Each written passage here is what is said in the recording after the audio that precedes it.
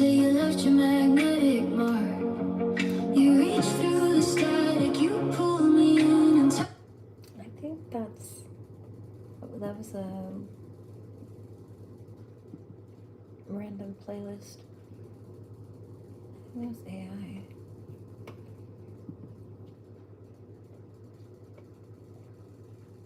This is not.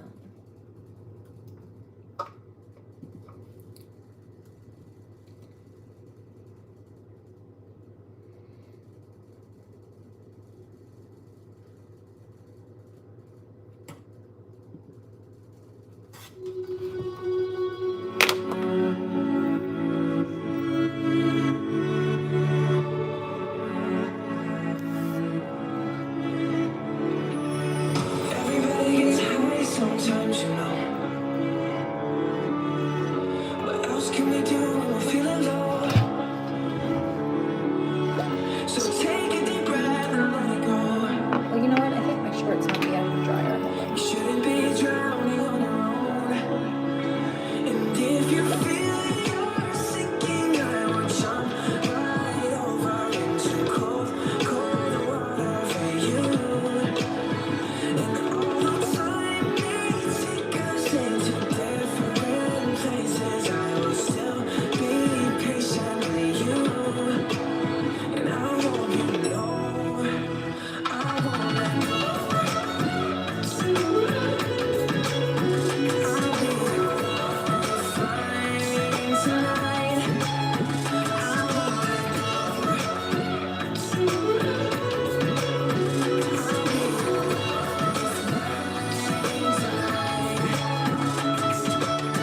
Cause we all get lost sometimes, you know. It's how we learn and how we grow. And I wanna lie with you till I'm old. You shouldn't be fighting on your own. And if you feel you're sinking, I will jump right over into cold, cold water for you. And all the time we take us into different places, I will still be patient with you. And I hope you know I won't let go. I'll be your lifeline tonight. I won't let go. I'll be your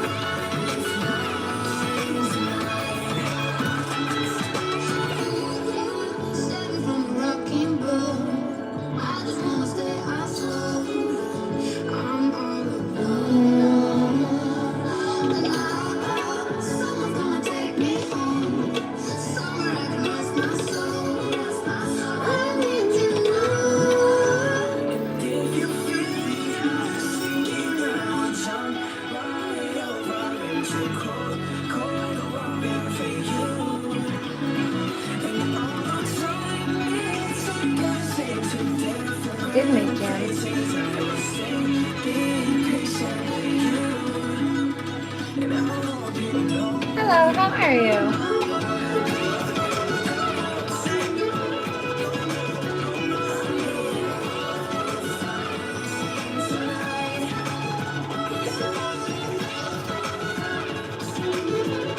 I just heard this too, clairaudiently. We are in the fight. Ears. Somebody's angry.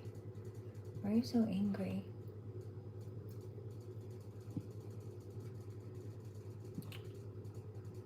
What's the plan tonight? Yoga. Yeah, I just switched up.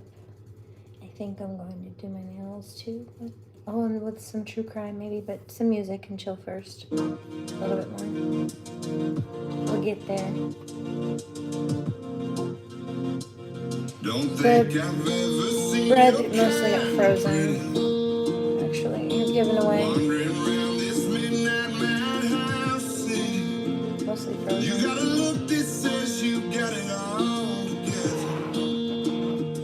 So if you don't mind, I'd like to know you better. Take me the long way around your town. Were you the queen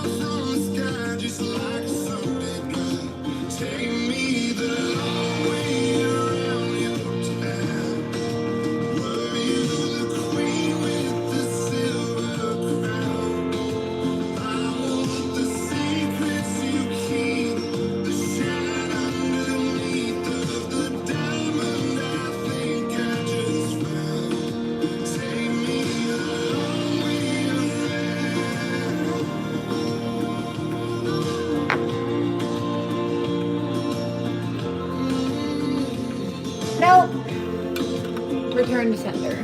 Didn't think tonight when I walked in, I'd be falling for somewhere I've never been. Take me the long way around town, where you're the queen with the silver crown. I want your endless stories, your fights and your glories that made you who you are now. Take me the long way around. What is the song? Yeah, I know.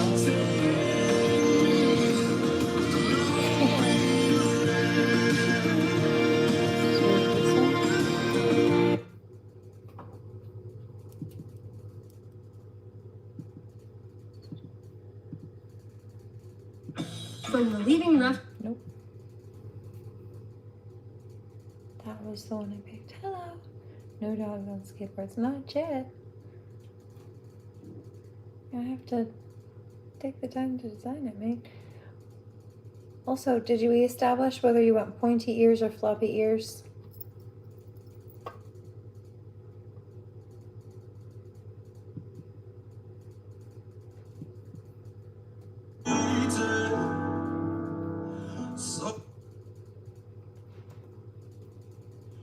For so long, girl, No. If somebody didn't edit, I want the original. Thank you. Thank you. for so long, girl, you've waited.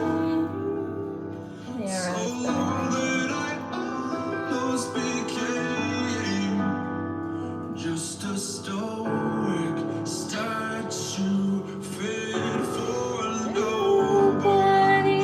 I don't wanna get in your way, but I finally Yes, think I Damien. can say They'll scurry back under their britches soon enough. vicious cycle was over the moment you smiled at me. And just like that, you cast the dust into nothing and wash out the soul from my head. So touch me again, I feel my shadow dissolving, and you cleanse me with pleasure.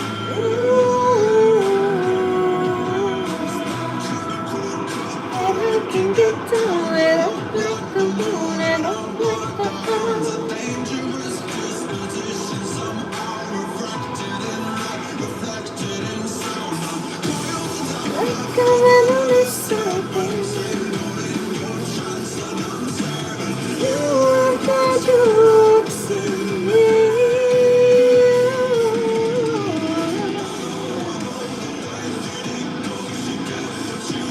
You reap what you sow.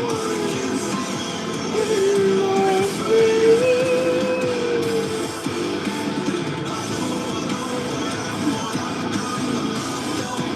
The eyes of the light set you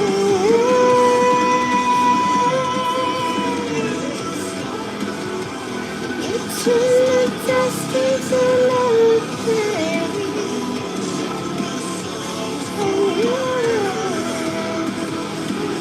Interesting.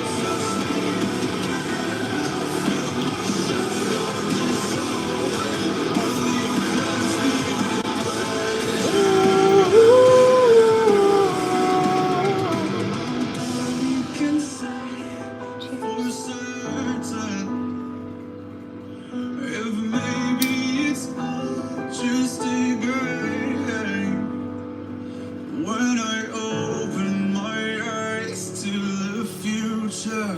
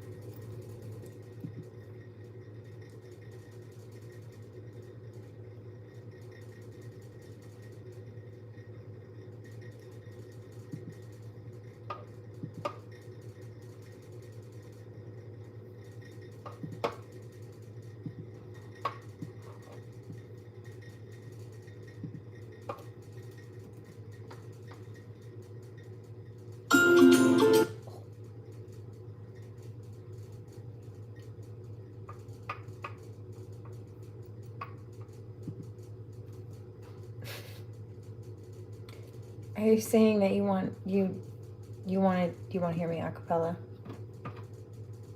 Basically.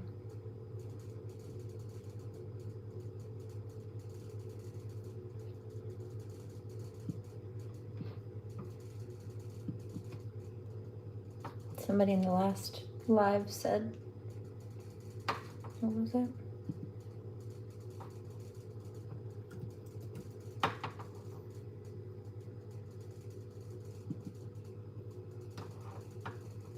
Somebody get her a record deal. Dylan.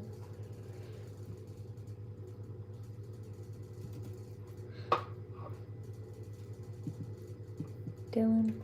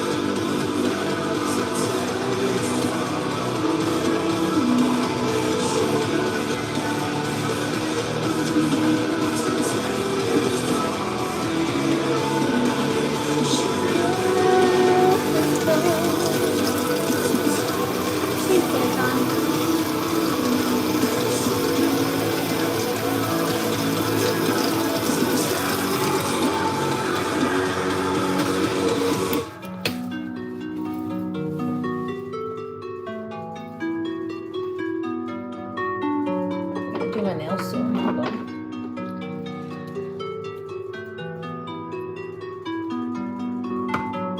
Thank you. Respect received. One love.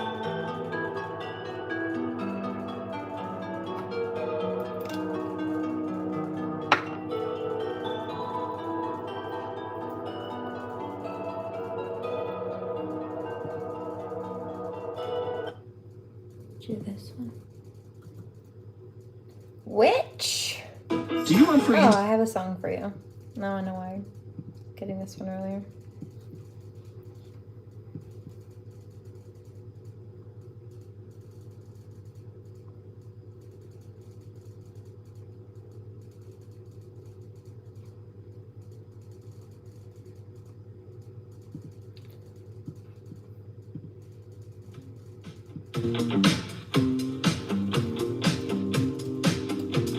I want to be the kind of woman that men are scared of when they go home alone in the dark. Ooh, spooky bitch!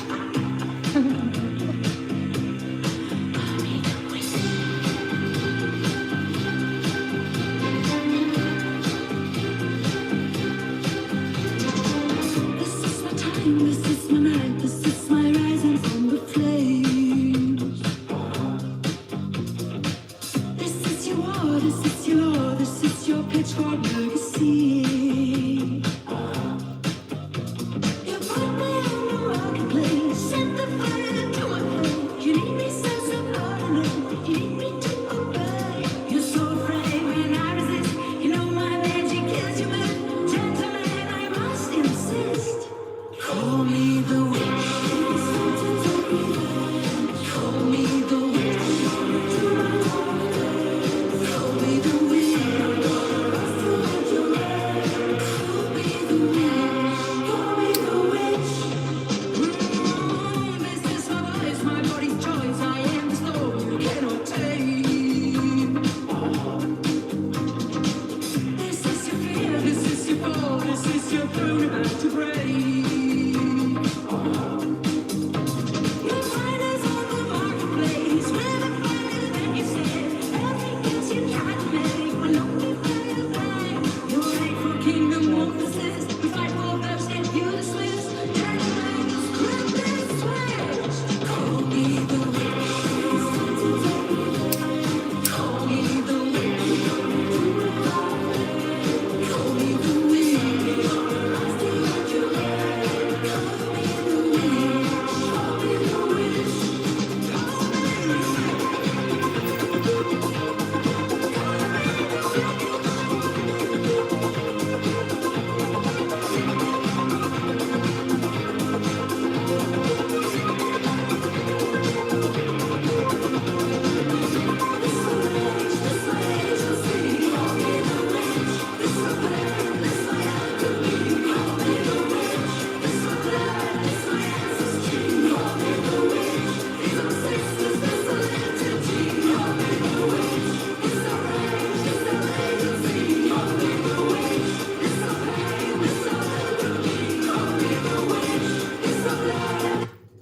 Also heard this one.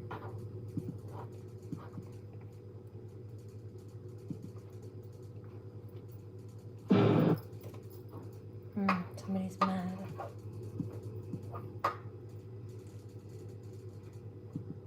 I really love you guys. It's nice to see you, Max.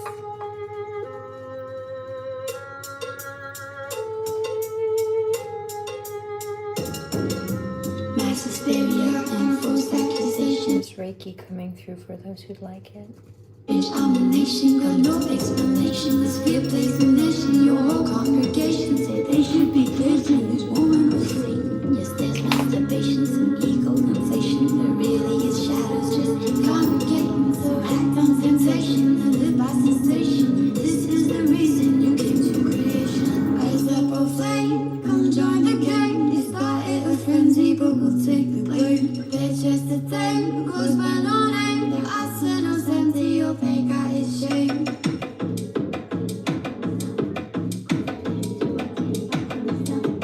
Same old energy, baby. History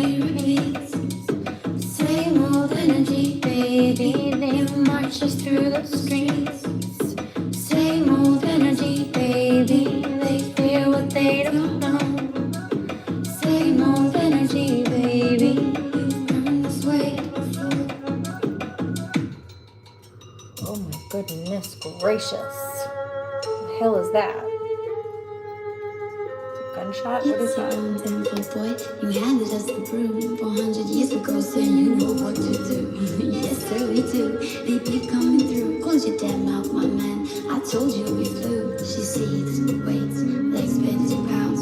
Schemes, laughs, rolls up in house. We were just trying to heal. Just trying to survive.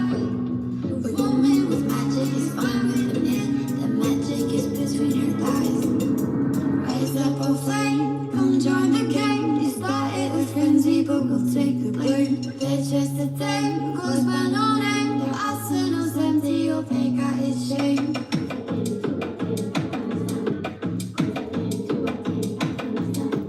Same old energy, baby. History repeats.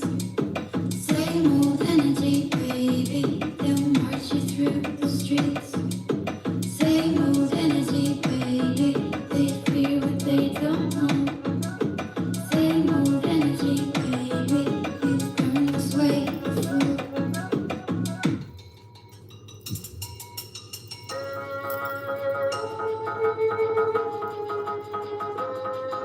Oh, there we go, the fireman stripping all the peace. They'll cuss you in the lap, but crying in between the sheets. A healing touch and make your breast stage and skin of sleep. No matter what the good you did, you'll wind up at the stage. She's the highway, but you can't look away. My heart you for taste, and yet your eyes say, on her sweet flesh, rock her shoulder, be sweet. On the burn crest, everywhere she gets beat.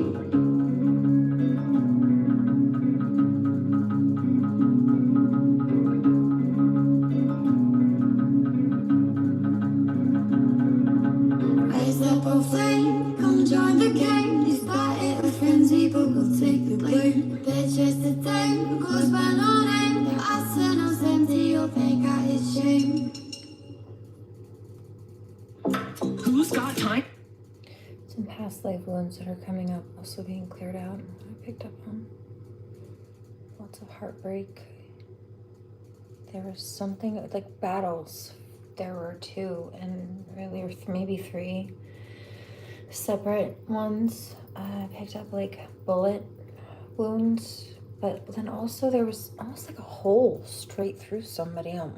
Not maybe not fully, but like that. It was a solid chunk of somebody that was missing. I'm like, how the hell did that happen? It was an older era where they had guns, but like what would make that much of a, would an old school, how would that happen from a gunshot? I know that now there are guns, some of them that, was it a shotgun maybe that would do that, like blow a hole through somebody like that? I mean, those would have been around way back. Shotgun, right. Is that what I'm picking up on? Musket? Yeah. Because the other thing I was picking up on was like stab wounds. And then there was a throat chakra jump. And so it was like dealing with a karmic. Either you were speaking up on behalf of somebody else or trying to voice, it was the right thing to do. It was like an honest opinion. It was about the truth, liberty, some kind of justice or freedom. It was something important. And there was a karmic who didn't like it and they tried to retaliate and they chose to try to shut somebody up. Right. Hello. Did you hear that? By stabbing them. However, you said something like, hold on, Damien, what did you say? Old school musket. Some of those old muskets have what are they called? Like the bayonets? Is that what that is the gun the bayonet, or is the bayonet the knife piece on the end of it? I think there are like musket bayonets. Is that correct? I think that's what I'm picking up on. But the old school military guns where they had like daggers on the end. Sometimes they were used to poke people. Not nicely or lightly. Good call, Damien. Yeah. That was a lot. And I'm picking up on like a lot of masculine energy. Like this is mostly for, I think, the divine masculine. It doesn't just have to be, but this feels like a big masculine wound, because some of the energy I picked up on the heartbreak energy was like standing up for somebody. It's like what you see here. If you don't choose to be on the dark side with them, then they target. But even then, like even if you were to choose that with them, those are blue falcons. They still target the people in their own so-called group if it suits them or fits their agenda. So, you know, if they're going to bully and target and attack either way, then might as well do the right thing. Do our own thing. It's like with the bullying. Because I tested the theory a long time ago. They bullied whether I was quiet or whether I was speaking up, because if I was quiet, they thought that they could keep me in submission by bullying. And if I spoke up, they thought they could put me in it by bullying.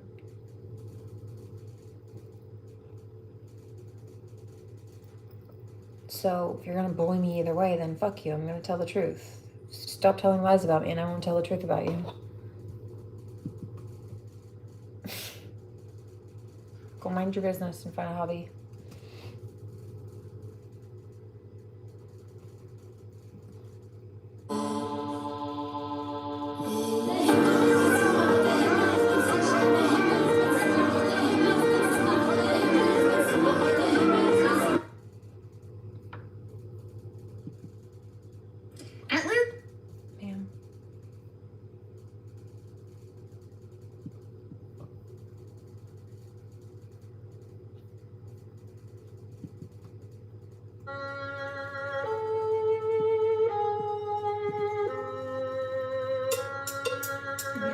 Ma'am.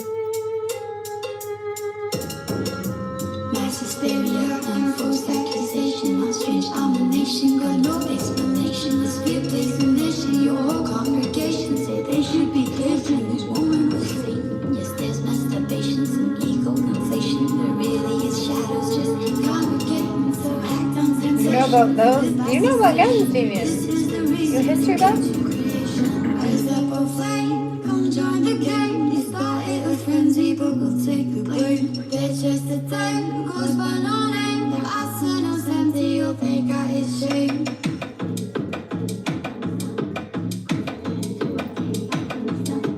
Same old energy, baby. History repeats. Same old energy, baby. They're marching through the streets. Same old energy, baby. They fear what they don't know. Same old energy, baby. You've burned this way before.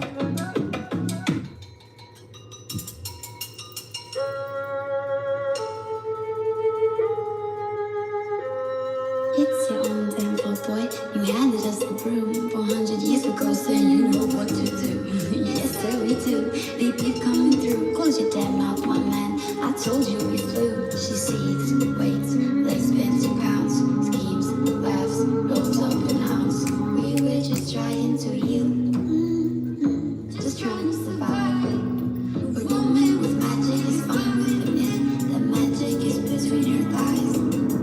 Rise up a flame, come join the game. You started with frenzy, but we'll take the blame. It's just a thing, goes by no name. Their arsenal's empty, you'll think I is shame.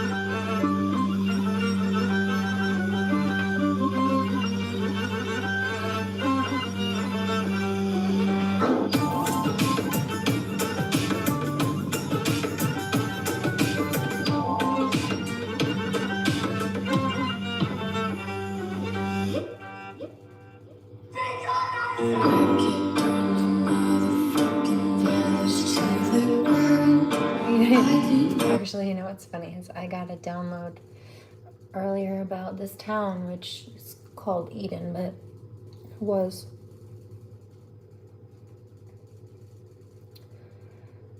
it's technically a village, like originally way back in ye old folk times.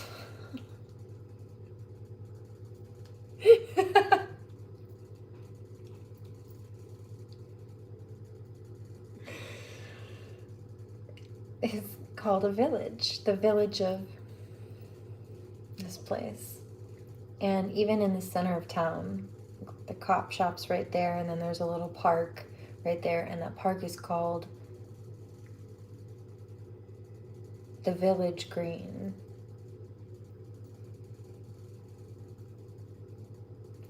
And so the reason that I don't deal with locals and what I've been dealing with are, this is what the Holy Spirit team called them earlier, likened them to the village idiots. No wonder I don't want to deal with them.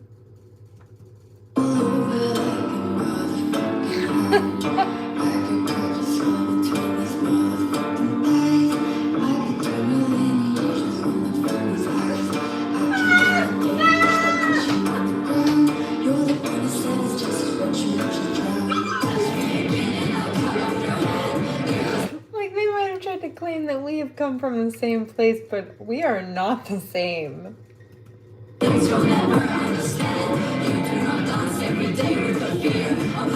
What's up? Oh, yeah.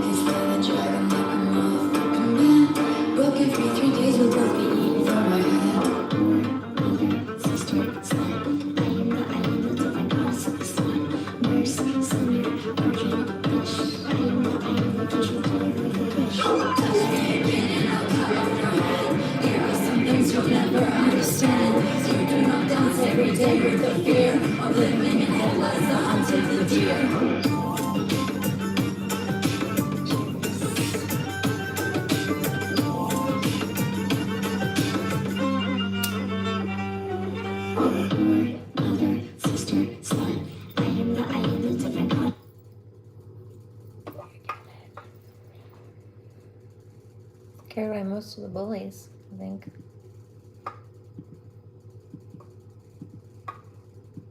Looks like it's working. Let's light some sage. Oh, somebody's cranky. Oh, so mad. Oh, good. Rude ass.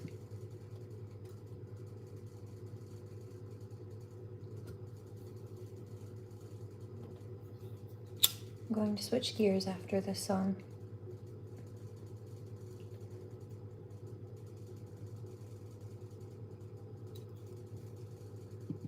Hear Repo, the genetic opera. Let the monster rise. I'm not going to play it, but hear it.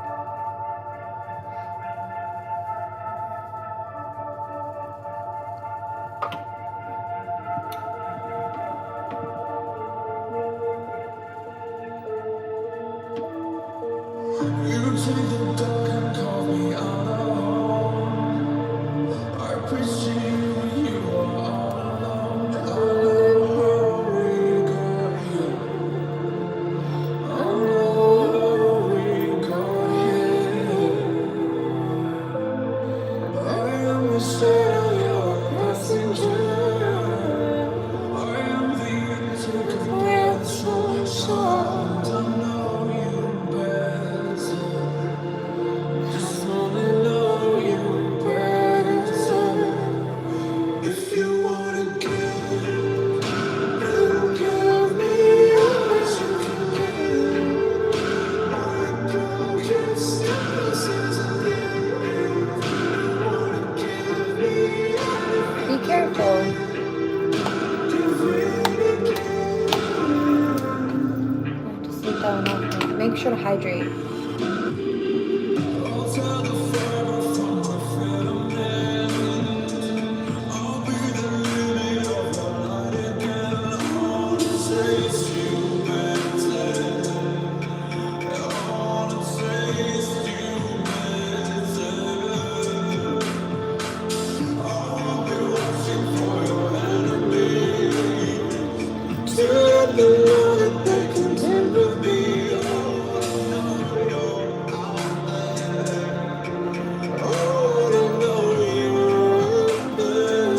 Thank you. We'll do that later. Thank you.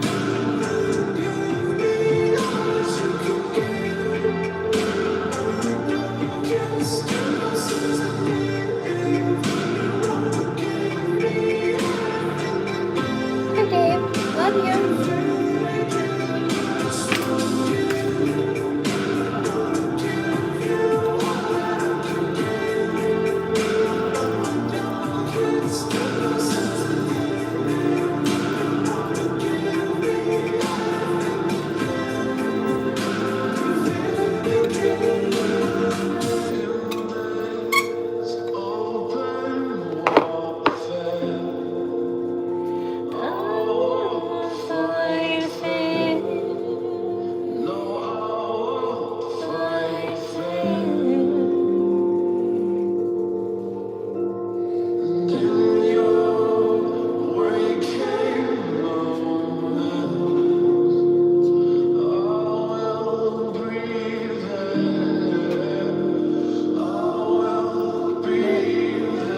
A divine masculine message a day or two ago, and he was saying, like, clairaudiently, he was saying something about wanting to wake up and go to sleep where she is next to her. So this was his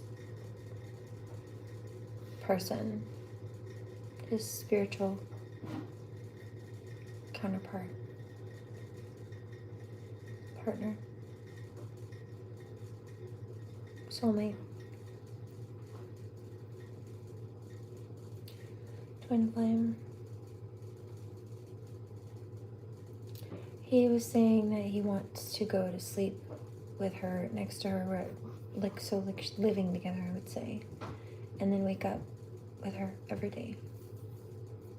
Doesn't want to be apart.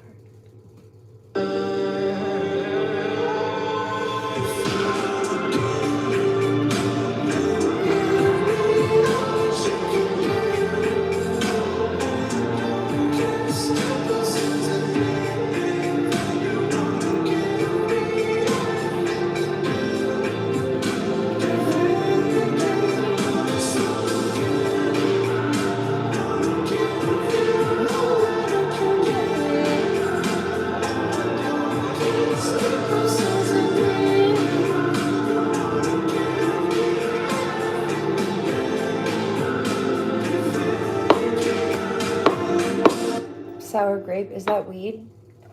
I have grapes in the freezer. I want them now. We have that. Cheers. Hold on, before we play this music. Oh no. I'll do this one. But then we're going to true crime and yoga. Paralyzed by my own will, viciously reminding me still, I'm born to believe. Be well, Maxie. And I am certain Sending love. I hope you're alright. that you and I are crashing course, driven by a holy force. No, you can see you will be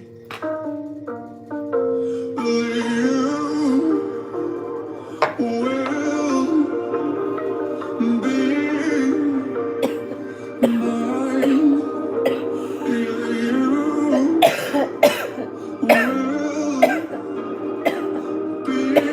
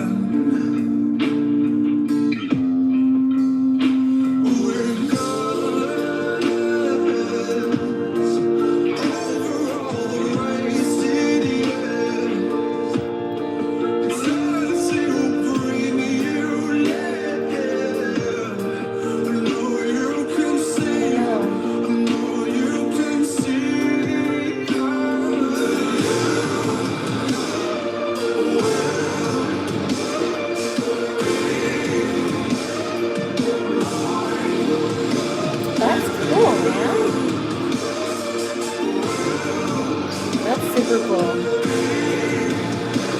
I love that. So you grow. Damien says, currently smoking my own strain. Combination of Star Dog and Northern Lights.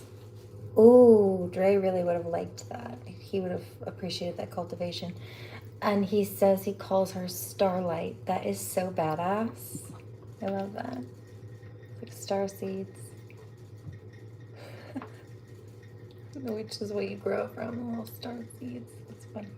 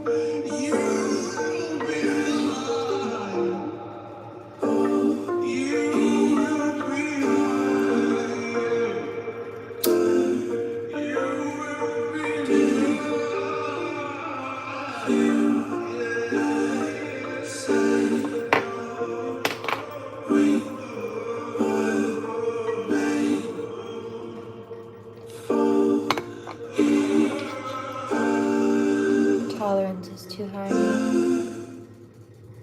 Even just a couple days will bring that down.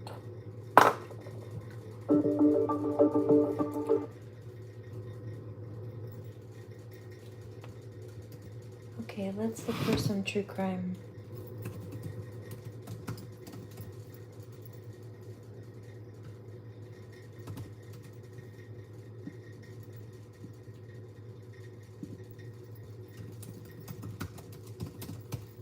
Somebody's upset. It is Monday. Must be taking a week off.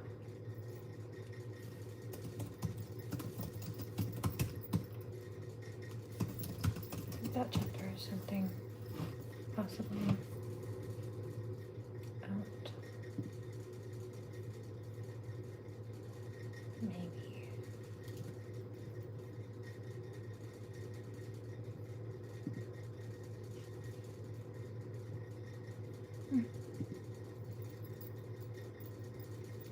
Interesting.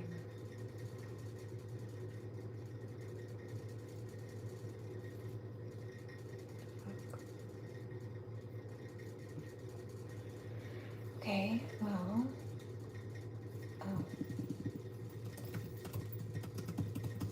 okay.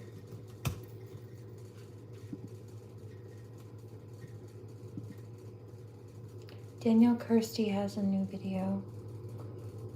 Yikes. Something about a TikTok mom. The secret. So the case that we are covering today is such a heartbreaking case. It was actually going viral on TikTok last year. It focuses on a woman called Emily Long, and she was a so-called TikTok mom. Emily was a mom of 3, and her TikTok account consisted of her posting videos like about her life, about her family, about her struggles. She was very open about her mental health. Okay, so I'm sitting here and I'm cleaning up my kitchen after dinner and bed and all the things with the kids. I'm just living in my wallow of self-pity. And a lot of her videos were around her husband's terminal cancer diagnosis. And this diagnosis came as a huge shock to the family. It was the most devastating news any family could get, and Emily shared that online. I will do anything in my power. There is no dollar amount, there is no distance, there is nothing that will stop me from doing everything that I can to keep my husband on this earth for as long as possible. And a ton of people were following her journey. She went by the name Brain Cancer Wife. However, some things that Emily did in her past would soon catch up to her. I'm making a change. It is starting today. Hold me to it. And I'm making a point to get out of my depression and do this for my family. And then tragically, one day a 911 call came in and a welfare check was performed on the home that Emily and her family lived in. And the most horrific scene was discovered. So that is the case that we are going to be talking about today. So let's jump in. So I just want to give a huge thank you to today's sponsor, and that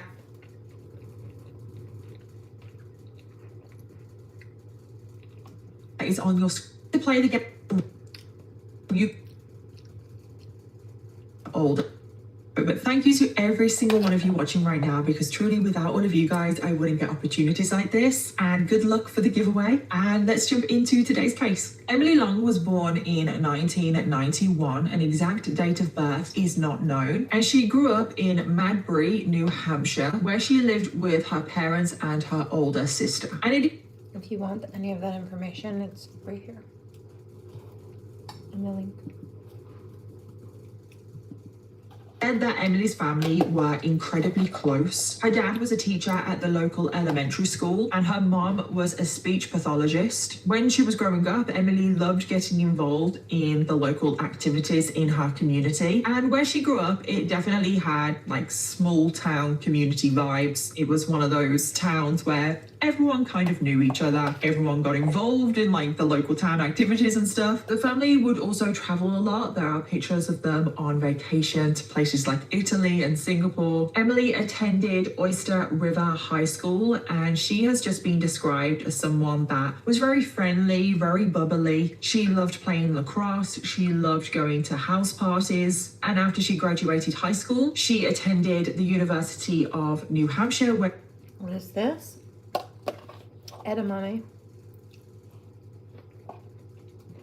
Studied for a degree in hospitality management. So all in all, Emily's childhood was just very normal. Nothing to note, no red flags or anything like that. At least none that we know of. So after university, she did go on to work in the restaurant industry. She actually worked her way up through the ranks, and she went on to become the director of operations at quite a large restaurant chain. And Emily was said to be very good at her job. She was good at dealing with people. She was good at managing people. She was very organized, which also made her very good at her job in operations. And Emily herself has described herself as a realist, that she, quote, wasn't prone to drama or emotional hysterics. So now we get to 2016. Emily is currently 24 years old, and this is the first time that her life starts to go a little bit downhill. And if I'm being completely honest, her life seemed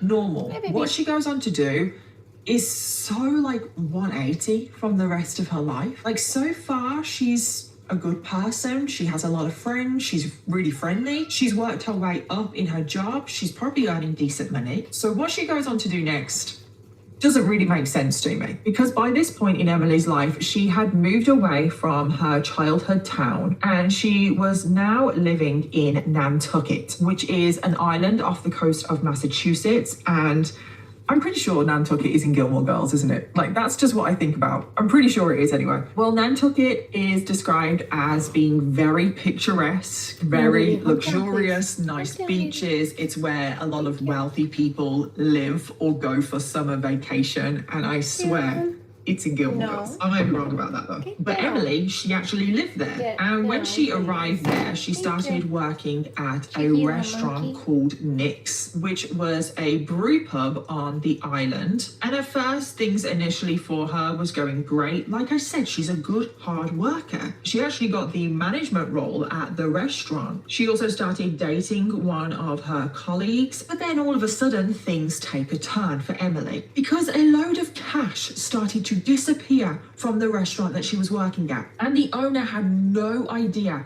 what was going on or where this cash was going. The alcohol supplies were going down and down, cash was disappearing from the register, and eventually a total of $11,000 just completely disappeared. And then, out of nowhere, as the owner was trying to figure out what was going on, who could be possibly taking that money, Emily and her boyfriend, who also worked at the restaurant, just got up and left and fled to...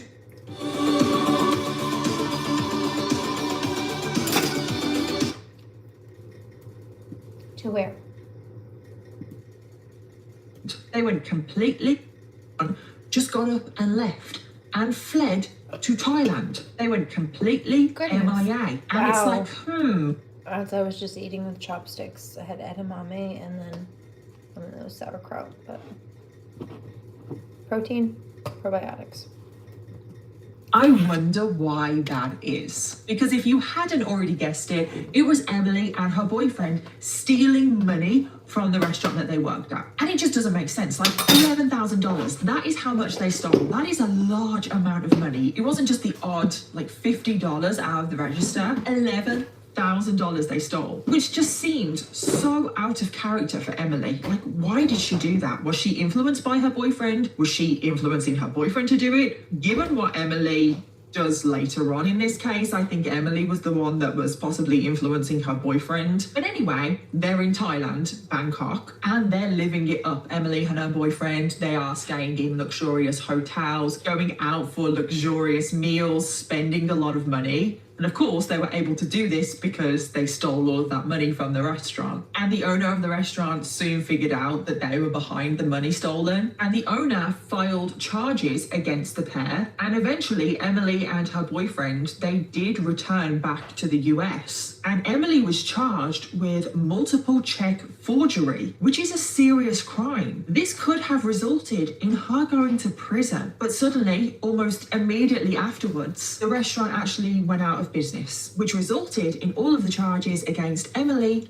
being dropped. It's like, how lucky did she get? Because Emily has now gotten off scot-free, even though she has stolen $11,000. So after this, Emily just goes back to living her life as if nothing had happened. She actually does move back to her hometown of Madbury in New Hampshire. And this is when things take another significant turn for Emily, because she meets a man by the name of Ryan Long. Now, Ryan was born in 1977, so he was 14 years older than Emily. And around this time, Emily was in her late 20s Hey, and good to see Ryan you. was about 40 years old. And Ryan and Emily had grown up in the same town of Madbury, but they were just of different Yoga. ages, different Ready? generations, so they never met until this point. And growing up, Ryan had a lot of friends. He was one of those people that just had an infectious smile and an endearing personality, and he loved music. He actually wrote his own music, and he played a ton of shows around New Hampshire. After he finished high school, he also attended the University of New Hampshire, where he got a degree for mental health counseling, and he had a huge desire to help others. And this led him to become the school psychologist for the Oyster School District. And it is said that his devotion to his students was unmatched. He truly did care about people, and he devoted his life to helping the young students. So then all of these years later, Ryan ends up meeting Emily, and things start to move very quickly baby. once they start dating. They soon got married. They soon bought a house in the small town that they both grew up in, and then they soon went on to have 3 children. The first child was born in 2018, a boy, which they named Parker. A couple of years later, they then welcomed a baby girl, who they named Orion after her father, as she went by the nickname Rai Rai. And then 3 years after that, they had another baby boy whose name we do not know. It has been kept private, so we'll just call him by the initial J. And they just had that perfect, picturesque family lifestyle, living in this small, cute little town. They just had the perfect little happy family life. And you can see that there are so many pictures online where they just look like a happy family. I mean, obviously no family is completely perfect or happy all of the time, but they just seem like any regular family. It's said that Parker loved to play lacrosse and ice hockey. He spent a ton of time practicing with his dad, and his dad was actually the one that taught him how to skate in the first place, and his dad actually coached the boys' ice hockey team. The daughter Rai Rai loved to sing and dance. It's said that she was a little star. The youngest Jay was sweet and gentle, and he adored his 2 older siblings. The family also had 2 dogs. They were doing well financially. Ryan was still working as a school psychologist. He now also taught part-time as a professor at the Plymouth State University. Emily did get another job in the restaurant industry, and this was a very big job. She became the director of operations for a restaurant chain called Wingits, and as you can probably guess by the name of the restaurant, they sold chicken wings. And this position that Emily had, it was a lot of responsibility. Emily was essentially the number 2 person in the whole company. She had access to all of the finances. She was trusted completely by the owner, a man named Derek. And I assume at this point, Derek doesn't know about Emily's past, about her stealing money from the business that she worked for, because he definitely would not put her in charge of the finances if he knew. But even so, she's the number 2 person in this company. She's doing very well. She's probably earning a decent amount of money. And this is what I mean when I say, like, this family has everything going for them. You would also think that Emily, she's now grown up a bit more. She's now married. She has 3 children. Surely she wouldn't risk stealing from this business and risk going to prison and losing everything. However, it turns out that Emily hasn't actually changed that much at all, because you guessed it, it wasn't long until Emily was now stealing from this employer. And this started approximately in January of 2023. Emily is in her 30s and she starts stealing again. It's like, did you not learn your lesson the first time? Also, you were so lucky the first time to not face any prison time. Just count your blessings and move on. Like, why would you do it again? Why would you risk everything? She has everything going for her in life right now. A nice house, a good husband, 3 happy, healthy children. She also has a good job herself. Like, why is she risking it? And we're not talking small amounts of money that she starts stealing. No. We're not even talking $11,000. No, because even that is small in comparison to what Emily goes on to steal. Emily starts stealing large amounts of money from this business. She started making handwritten checks from the business to herself. She would then deposit those checks in her personal bank account, and nobody noticed because she was in charge of the finances. Emily was also taking cash deposits that were supposed to be made to the business, but she was diverting them to her own personal account. And this went on for well over a year. Derek, the owner of the company, trusted her completely. And as time went on, she was getting more and more bold with how much money she was taking, until eventually she stole hundreds of thousands of dollars from this company. And no one had a clue. Derek, the owner, didn't have a clue. Not even Emily's husband, Ryan. He didn't have a clue that his wife was stealing this much money. And Did he know she was stealing at all? Hi, baby.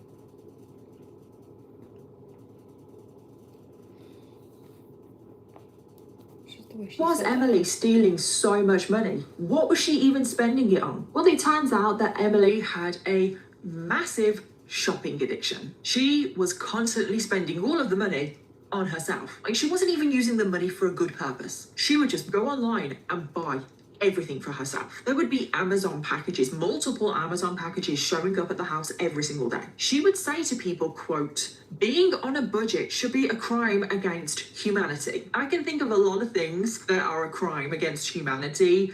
Being on a budget is not one of them. But despite all of these packages showing up and her having so much stuff, no one seemed to notice. All I can think about is their house. Like, how cluttered must their house be with her spending so much and all of these packages showing up every single day? She was probably telling her husband that she was earning a lot more money than she was to explain where all this money was coming from and how she could buy so much stuff. And then we get to April of 2025, just over 2 years since Emily started stealing money from the company that she works for. And this is when Emily and her husband Ryan get some very devastating news. Because for a while now, Ryan had been suffering with some very concerning medical issues. So he went to the emergency room, they did a CT scan, they did an MRI scan, and what they found was absolutely horrific. The worst news anyone could ever hear, because they found 2 tumors on his brain as well as a large cyst. And Ryan underwent a craniotomy, which meant that a piece of his skull was removed so the doctors could remove as much of the tumors from his brain as possible. But tragically, the procedure did not go as well as hoped, because not all of the tumor could be removed. And this is when doctors confirmed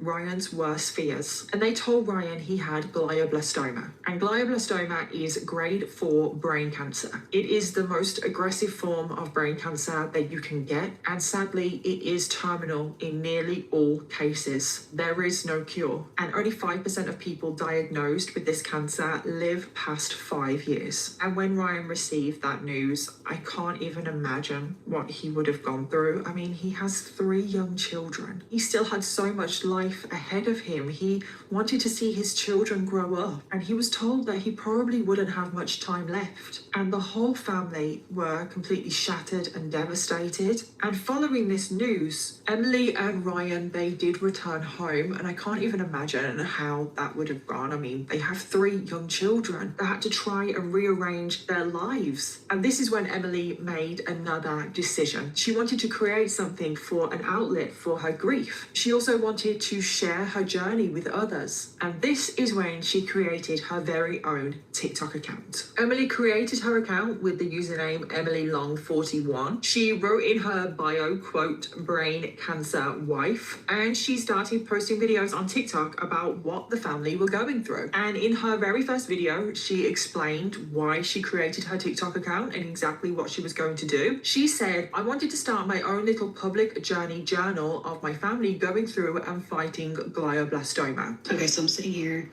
and I'm cleaning up my kitchen after dinner and bed and all the things with the kids, and I'm just like living in my wallow of self-pity, and I was just trying to think of like a constructive way where I can like let out my daily thoughts, because there are many and they're very intense, and I hate bombarding people like my friends and stuff because I feel like I'm already like leaning on them so much. So I wanted to start my own little, I guess, public journal, if you will, of my family going through and fighting glioblastoma and my husband. I'm very new to the cancer world and this journey. We just started the diagnosis process last week with my husband's craniotomy. We have 3 young kids who are 3, 5, and 8. And I just know that this is a really long journey and a really intense one. And it's really complicated, and I have like so many feels. And I just wanted like a place to like let it out.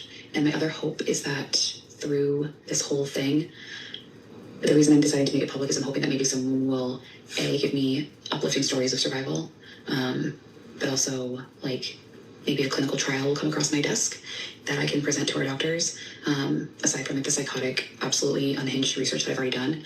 But also it's just more for me to have a place to like talk about each step, each roadblock. And then that way, at the end of this journey, whatever the end may be, I will have this to always look back on and be thankful for the time that we had with my husband and that's a stretch. all that we were able to overcome as a family. And Emily Although I was do need to sleep incredibly open on her TikTok account. She talked about Ryan's treatment. She talked about how his diagnosis affected the family, the children. She also spoke about her mental health, that she was struggling with depression. She was suffering with grief, anxiety, and she was being very, very open. And I can imagine she was probably Try that helping stretch. people. Well, What comes with that premium product or premium solution?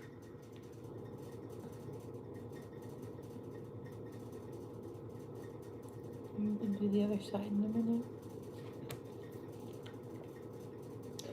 It's comfortable.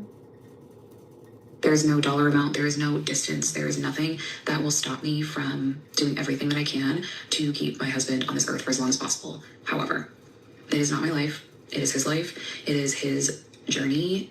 I would never encourage him to live in discomfort, in depression, in sadness. So we will fight this cancer as long as we can until it is no longer tolerable or conducive to his well-being.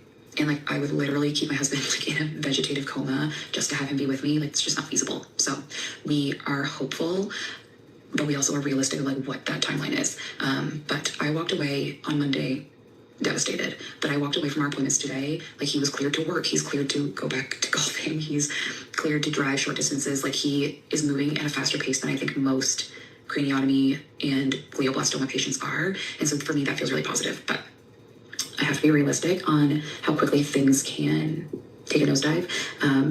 And while my husband is the most amazing man, and I'm so thankful that I got to have him as a spouse, I want to make sure that his life is wonderful and that he lives every second and gets to enjoy it. So. And Emily also talked about the 3 children, and she spoke about how they told the 3 children about Ryan's diagnosis. She explained that they sat the 2 older children down, so Parker and Rai, and they told the 2 older children, quote, "The doctors let us know that it's cancer, and it's kind of a nasty kind of cancer in Daddy's brain. They also made sure to tell the kids that you can't catch what Daddy has, that Daddy did nothing to cause this, that it's no one's fault, and that the children did nothing to cause this." We really hashed out what we were gonna say, what words we wanted to use, how much we were comfortable telling them, and what the consensus was gonna be of what we were gonna share, and making sure that we weren't lying, but we were giving them age-appropriate information. We just kind of sat on the bed and we said, the doctors let us know that it is cancer, and it's kind of a nasty kind of cancer in Daddy's brain. You can't catch it. There's nothing that Daddy did to make this happen, and there was nothing that you did to make this happen. Those were one of the things we really harped on, is that it wasn't contagious and there was nothing that anyone did. The other big piece that we really focused on is that right now, Daddy is healthy, he's safe, and he is not sick from the cancer. And Parker, who is 8 years old currently, asked the heartbreaking question of, is Daddy going to die? Now, Emily and Ryan decided that they were going to be honest with the children, but they obviously wanted to be considerate given their age. So they told Parker, quote, "One day Daddy will die from this cancer, but that is not today, and that is not in the near future." So then we did get the question that we knew we were going to get from our 8-year-old, which was, is he going to die? And again, our MO was that we were going to be honest, but we were going to be strategic. So we said, one day, Daddy will die from this cancer. But that is not today. That is not in the near future. Daddy's really healthy right now, and then we're going to do things to keep the cancer from coming back. And that's Mommy and Daddy's job, to make sure that we're doing everything we can to keep Daddy healthy and to keep the cancer from coming back. But that it will come back, and one day it will kill Daddy. And I can't even imagine how difficult it was to have that conversation with the children. That is a conversation that no parent ever wants to have. Emily also posted videos talking about how much love she has for her husband. She said that her husband was the most ethical human on this entire planet, and he's taught her how to be a good partner. He's so thoughtful in his decisions. He's the most ethical human on this entire planet. Like, every single decision that he makes is based on his code of ethics, and it's like so respectful. I cannot even handle it. He's taught me how to be Nice to see you, a good John. partner. Like, he's taught me how to How you be feeling? vulnerable and okay with like relying on someone else. Like, I was never okay with it. I'm still not good at it. How to like ask for help and all these things that he's through our relationship taught me. And like, now I'm just like, ugh, what a waste. Like, you don't even get to like live in like the fruits of your labor. Like, you've given me so much, and like, I don't get to like show that to you and share that with you. And I think that's one of the things I'm gonna miss, is being able to like show him how wonderful he's been to me, and like he can enjoy that. And I think that bums me out big time. Emily I haven't been to the grocery store in over a year. That's interesting.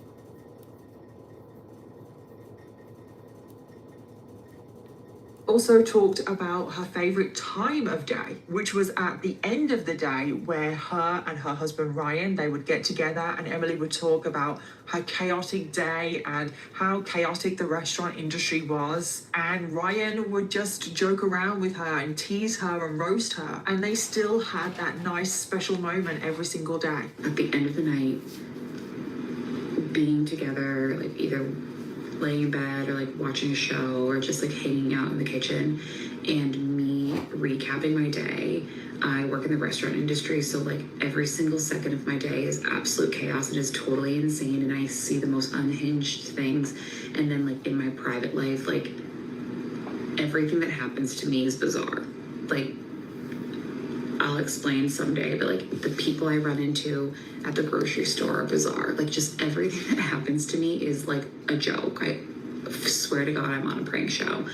And I love like telling him and like recapping all of the insane things that happen to me every single day, and him just like absolutely roasting me and like teasing me about it, and just like always telling me that I bring it upon myself because I'm such a busybody, nosy person, that of course the universe has like bombarded me with these bizarre situations because I have like put that energy out into the universe. And I just love like the teasing that he does. It just cracks me up, like crying, laughing every single night, where he's like, what is wrong with you? How can all these things happen to you? And as the weeks went by, Emily was posting more and more videos, and you could literally see right before your eyes that Emily's mental health was just deteriorating. And she was very open about the fact that it was. She was telling everyone exactly how she feels. In one video, Emily said, I do feel myself withering away, like I am a person where when I'm stressed, like I shut down. I feel sick to my stomach, like I cannot eat, I cannot sleep, I cannot do anything until this problem is solved. And then she said, and obviously this problem is not going anywhere. Emily also talked about the fact that she was losing quite a lot of weight, and how people actually started to compliment her on how skinny she was. And Emily said that a year ago she would have been lapping up all of these compliments about her weight, but now she just doesn't see it like that, because she's losing weight because she's so stressed because of what she's going through. So, I'm still in a really tough place. Like, it's not a secret. And I also would never have admitted that, I think, a long time ago. Like, everyone that I see is like, oh my God, you look so amazing. You look so skinny. You look tiny. And like a year ago, I would have gobbled those compliments up with a spoon. But I do feel myself withering away. Like, I am a person where when I'm stressed, like I shut down. I feel sick to my stomach. Like, I cannot eat, I cannot sleep, I cannot do anything until this problem is resolved. And obviously this problem is not going anywhere. And I need to come to terms with that. And I think that that is like, it's just been really hard for me to acknowledge, like, okay, this isn't going away. This is only going to get worse. Like, you can't keep ignoring everything and just hoping that it disappears, because otherwise I'm going to disintegrate into nothing. And I have 3 kids to look after. Emily also talked about how much of a recluse she had become, that she turned down 98% of social invitations. She said that she just wanted to be with her kids and her husband, and she knew that that wasn't right for her. She knew it wasn't healthy. She knew that she needed to socialize more, get out more, but she just couldn't bring herself to do it. And in multiple videos, Emily said that she needed to go to therapy, but she also said that she wasn't in therapy because she wasn't quite there yet. She wasn't ready for it. But she also said that she had a friend who was a therapist, that when the time was right, her friend would help her find the right therapist. But she never took that step. And you could tell that Emily, she was feeling trapped. There was no way out. There was nothing she could do for her husband. And that feeling of helplessness was consuming her. Meanwhile, Ryan was going through absolute hell with his treatment, because after the craniotomy, they had removed 99% of his brain tumors. But then Ryan had to start 6 weeks of radiation and chemotherapy, and the side effects were brutal. Ryan was experiencing extreme fatigue, brain swelling, seizures, irritability, shakiness, and Emily documented everything on TikTok. She talked about how in the morning Ryan felt great, but then as it got later on in the day after he took his medication, he was just completely effed up. She also said that he was sleeping all of the time, and that when he was awake, he was incredibly angry. And apparently this was a side effect of the medication. He also had what is called We knew our last Verbo was going to be What?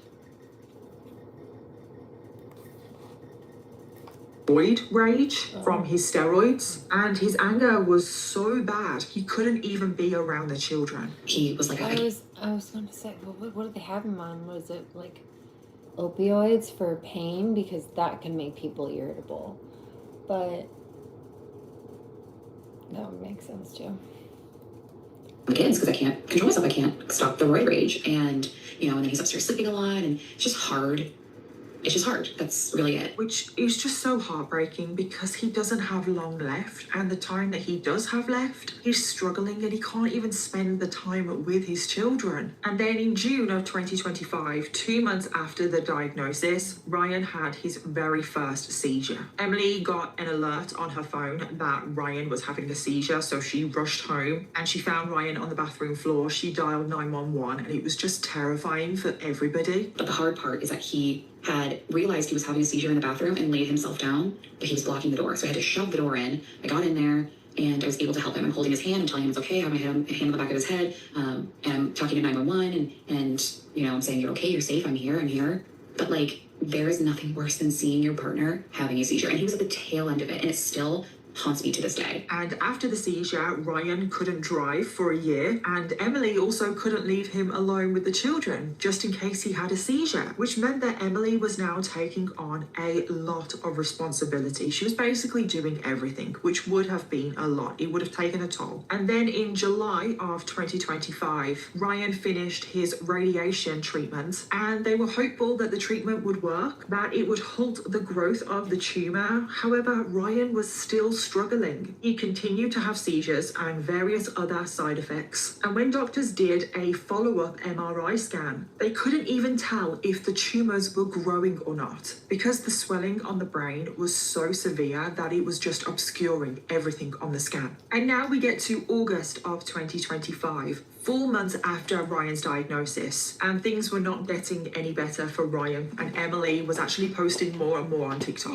At this point, her TikTok had actually grown to have 7,000 followers, and that's a lot of people that are following Emily to see her journey and to follow along with what is going on with the family. However, there was one Sweet other thing dreams. that Emily spoke about, and that was her financial situation. Because remember, whilst all of this is going on, Emily is still stealing money from her employer. And she was clearly worried that it was catching up with her. In one video, she actually talked about having to sell her items on Facebook Marketplace to raise money. She also spoke about the difficult decision to sell her husband's truck. And whilst all of this is going on, something else would actually happen that would cause everything to come crashing down around Emily. And what was that? Well, the owner of Wingits, the company that Emily works for, the owner Derek, he started going through all of the books of the business with his accountant. And that led him to finally make the discovery that Emily had stolen hundreds of thousands of dollars from the company. Emily hadn't hidden it at all. She was so bold, she probably thought that she would never get caught because she was the only one that ever looked at the finances. But it was there, clear as day, in black and white. Emily had handwritten checks to herself from the business. She had been depositing money into her account directly from the business, and she had been doing this for 2.5 years. He also saw that she had been directing cash that was supposed to be going into the business directly to her own personal account, and Derek added everything up. Altogether, Emily had stolen $660,000. I just can't believe it. How the hell did she steal that amount of money? I am flabbergasted. How did she steal that amount of money and no one know? That is a hell of a lot of money. And as you can imagine, Derek was absolutely shocked because he trusted Emily completely. She was the director of operations. She was his right-hand woman. And Derek realized that he was going to have to confront Emily about all of this, which I can imagine probably wasn't that easy for Derek. I mean, he knew what the family were going through. He knew that her husband had terminal cancer, and I don't know this, but I can imagine he probably thought that that is why she was stealing money for medical bills and stuff like that, and just to help out the family. But obviously she wasn't stealing for that. She was just stealing for her shopping addiction. So one day Derek confronted Emily about her thievery. He told Emily that he believed that she was stealing from him, but he wanted to speak to her directly first before going to the authorities because he truly hoped that it was all just a big misunderstanding. But at first, Emily tried to lie about the whole thing. And Emily, to try and prove her innocence, actually gave Derek all of her bank statements to prove that she hadn't stolen a thing from the company. However, these statements had been highly edited by Emily. Derek actually took these bank statements to the bank to see if they were legitimate or not, and the bank confirmed to him that they weren't and that they had been highly edited. So Derek confronted Emily again and said, "You've edited these bank statements. You quite clearly have stolen all of this money from me." And what was Emily's response? Emily said, okay then, I'll just resign. And Meet Cancelee. She's a credit record. She doesn't know that canceling older credit cards when they're paid off can decrease the length of her history. Commercials got so stupid. she truly thought that she was going to be able to get away with this by just resigning. It's like, no, this is not going to work out like the first time that you got away with stealing $11,000. And to Derek's credit, he tried to be as considerate as possible because he knew what the whole family were going through. But at the end of the day, Emily has stolen a lot of money from him. He needs it back. And ultimately, he felt like he had no choice but to go to the police. So on the 11th of August 2025, Derek filed a police report. Emily was also supposed to meet with Derek to discuss the situation, but she never showed up. Emily just tried to bury her head in the sand, and she truly hoped that it would all go away. But ultimately, she couldn't ignore what she had done. She was possibly facing spending a long time in prison, and Emily couldn't take things any longer. And just 1 week after this police report was filed, something absolutely horrific happened. Because on Saturday, the 16th of August 2025, 5 days after the police report was made, Emily posted a video on TikTok, and chillingly, this would be the last video she ever posted. Okay, I put makeup on and real clothes for the first time. Basically, makeup since we went to the Cape in July, and real clothes in God only knows how long. So I'm trying to get myself out of this rut. I know that I've said this before, but our kids are definitely struggling. And now I'm starting to notice some changes in our 3-year-old, which is tough. But like, for example, last night he just couldn't sleep. He was up all night long.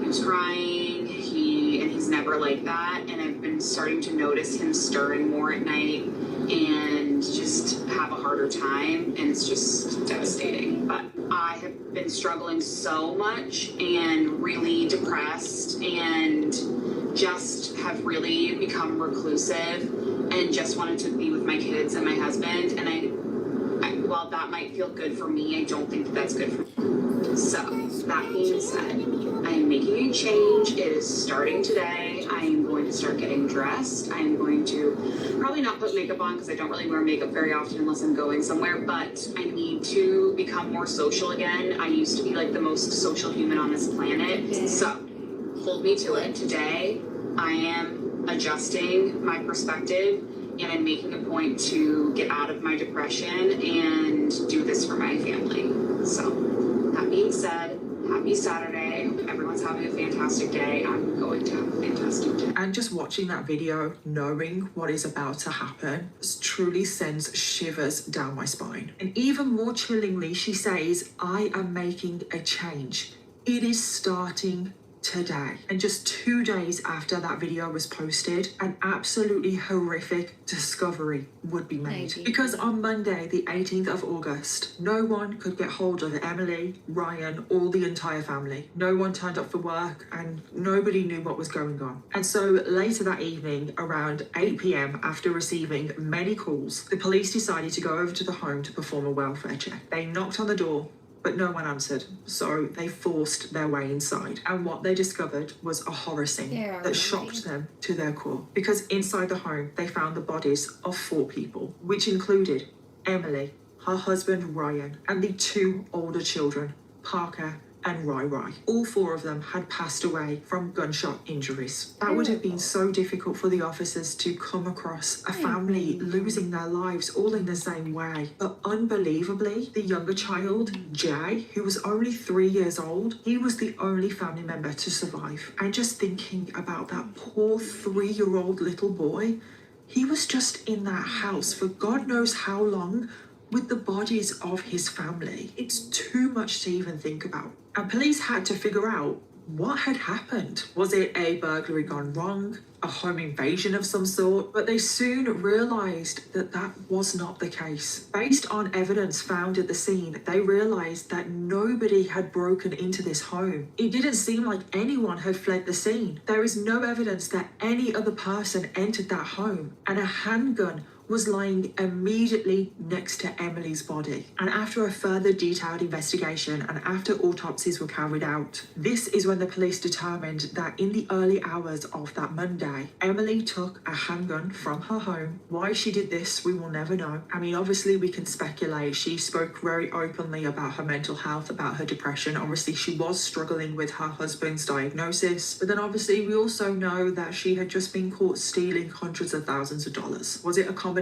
of everything just getting on top of that? We will never truly know the answer to that. However, what the police determined is that once Emily had that handgun, she shot her husband first, multiple times, before then turning the gun on 2 of her children. She shot her 8-year-old son Parker once in the head, before then turning the gun on her daughter Rai and also shooting her once in the head. And then after taking the lives of her husband and 2 of her children, Emily then turned the gun on herself and she took her own life. And she left her 3-year-old son Jay alive, and he remained in that house with the bodies of his family for anywhere between 12 to 15 hours before he was then rescued by authorities. And I don't even know where to begin. Why did she do that? There is no excuse under the sun. Why did she do that? Why did she kill her husband? But why did she kill 2 of her children? And I just can't stop thinking about that 3-year-old child that is still alive. How much did they witness? Did they see the whole thing? Were they worried for their own life? Did they then see their mom take her own life? It's just too much to even think about when it comes to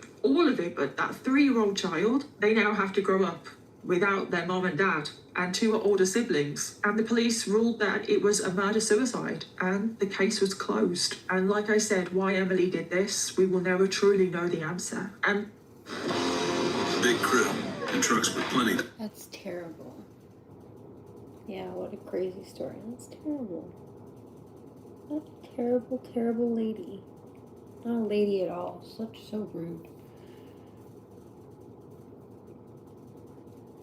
Case, when it made headlines in the news, it went quite viral on social media, especially TikTok, and everyone had their theories about why Emily did this. You obviously have Ryan's terminal cancer diagnosis, all of the medical bills that had been going along with that, the stress, the grief that she was going through. She was very open about her mental health, but then obviously you also had the fact that she'd stolen so much money from her employer. And Emily herself has said that she felt trapped, that she felt like she had no way out, and she chose the most horrific way out. It's like we can all feel sympathy for her when it comes to her husband's diagnosis. That must have been incredibly difficult to go through. Basically watching her husband slowly die in front of her eyes because he was never going to get better. How much she was having to take on, looking after the children solely on her own. We can all sympathize with her when it comes to that, but that is where it stops. We could possibly all sympathize with her as well if she was stealing all of that money from the company to help her husband, to help her family. But she wasn't. She was stealing that money purely for selfish reasons, for herself, for her shopping addiction. There is no excuse for what she did. And the other question is, why did Emily spare her 3-year-old son? Why did she kill her husband and her 2 older children, but then just leave her toddler alive? And again, we will never know for sure. However, people have speculated and have theories. Some people think that Emily thought that her 3-year-old son was too young to remember anything, that the 3-year-old won't have any memories of this trauma. Although experts have said that that's not true, and that trauma is stored in the body, regardless of whether you have conscious memories of it or not. Other people have come to the conclusion that maybe she just ran out of bullets. Maybe she only had enough bullets to kill her husband, her 2 older children, and herself, and that the 3-year-old was spared by chance. Some people believe that Emily had a psychological break in the middle of her killing spree, that maybe after killing her husband and 2 of her children, she just couldn't bring herself to kill the 3rd. But due to Emily's selfish actions, a little boy now has to grow up without his immediate family. And there is a GoFundMe that has raised $150,000 for his care, so I will leave a link to that GoFundMe in the description box down below. And Derek, the owner of Wingits, the company that Emily stole from, has also said that he will not pursue the estate of Emily to recover his losses. Any money that is left should go to the child that survived, and I think that is incredibly compassionate of him because he lost a lot of money due to Emily. I just don't even know what to say at the end of this case. I just don't understand why Emily did this. I just can't work out why she even stole that money to begin with. Why would she risk everything that she had? And look how it all ended. I mean, my personal opinion is that she didn't want to go to prison. I think that is what happened. I think she knew her time was up. She knew that Derek had gone to the police and she knew it was only a matter of time before she was going to be arrested and then sent to prison. I think she couldn't take the shame, the embarrassment of everyone knowing what she'd done. And I think it was absolutely despicable what she did, especially to her children. 2 of her children are no longer here because of her. But not just that. Those children were going to lose their dad sooner rather than later due to his cancer. Even though she would have gone to prison for stealing all of that money, at least 2 of those children would still be alive, and at least all 3 of those children would still have a mom. Yes, she would serve a lengthy prison sentence, but she wouldn't have gone to prison for the rest of her life. I don't understand why she did what she did. And we are going to end this video remembering the victims from today's case. Ryan Long was described as kind, caring, and compassionate. He loved music, loved hanging out with friends. He dedicated his whole life to being a school psychologist, to helping out as many young people as possible. But most of all, he loved his children, and he will be sorely missed by everyone that knew him. He was just 48 years old. Parker Long was described as a smart, kind, and special young boy. He loved lacrosse and ice hockey, loved being trained and coached by his dad. They had a very special bond, and he will be missed by his entire extended family who loved him more than anything. He was taken far, far too soon. He was just 8 years old, and Ryan Long Jr. was described as a happy, charming, and special young girl. She loved dancing and singing. She loved having a good time, but more than anything, she loved her family. She will be extremely missed, and she was taken far, far too soon. She was only 6 years old. So that brings us to the end of today's heartbreaking case. As always, let me know your thoughts, theories, and opinions. And don't forget to leave me your case suggestions in the comments down below, because I always want to know what you want to hear next. Thank you again to Matchmasters for sponsoring today's video, and I'll see you all in my next one. Bye. Hi. I have one more bowl pack.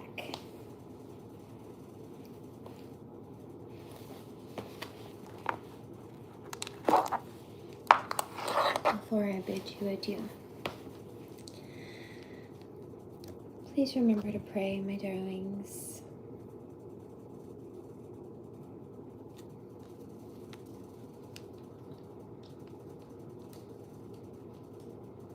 Let me just do some shields really quickly and seal this.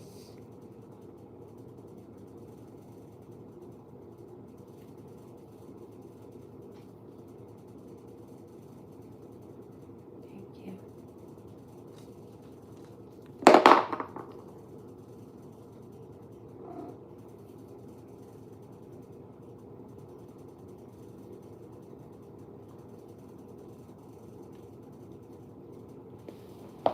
Thank you. Cheers. 1, 2, 3.